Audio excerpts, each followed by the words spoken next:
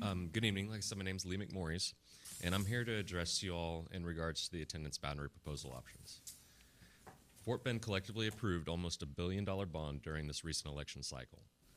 Per the FBISD website, projects included the bond referendum, including funding for the construction of new schools and classroom additions, safety and security enhancements, renovations to address maintenance and adequacy throughout the district, and transportation and technology.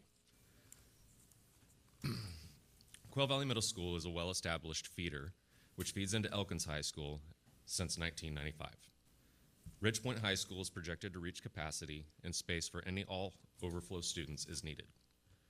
The proposals currently suggest that Ridgepoint overflow be sent to Elkins High School at the expense of students enrolled at Quail Valley Middle School.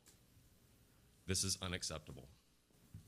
Based on the ISD's own numbers, shifting close to 1,500 students to accommodate 300, while those 300 students located in Siena eagerly await the construction of a new school, equates to mismanagement of ISD dollars. It is a massive move and uprooting that in a few years short will be for naught. This also doesn't address the socioeconomic factor and the expense to the district and taxpayers to maintain a 14-to-1 teacher ratio to students at Marshall because of the high rate of economically disadvantaged students. No one in the realm of education disagrees that it takes more money, more teachers, and more resources to educate economically disadvantaged children. And I'd be happy to send you plenty of studies to justify those facts. You would not be doing these children any favors by taking more students, increasing the student-to-teacher ratio, and thus pushing the economically disadvantaged students even further behind. Now, I understand you can't answer my questions, but I do have a couple to pose to you for consideration. Again, first, why would parents at Marshall or the ISD want to make the student-to-teacher ratio at Marshall higher than 14-to-1, given that children in higher student-to-teacher ratio environments would only leave the economically children further behind? Second, why would the FBISD Board of Trustees, principals, assistant principals, and teachers at Marshall want to score lower than they already do on performance metrics? I would not want a lower performance metric on my resume after being forced to absorb more children in my classroom. Third, does FBISD extend the ADA, average daily attendance, to Marshall? That is Marshall penalized in its funding by FBISD because Marshall has lower attendance rates than that of other schools in more affluent parts of the district?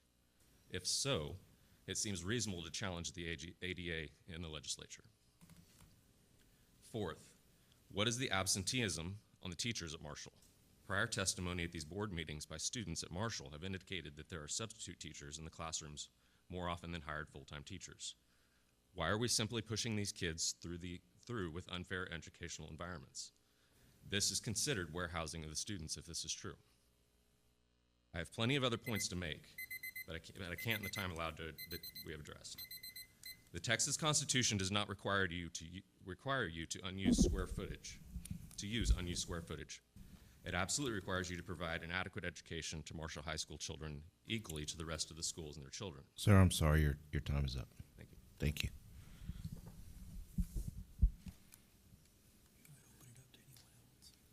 No, yes, yes, yes, yes, yes, I would. I think you should. That was the original intent.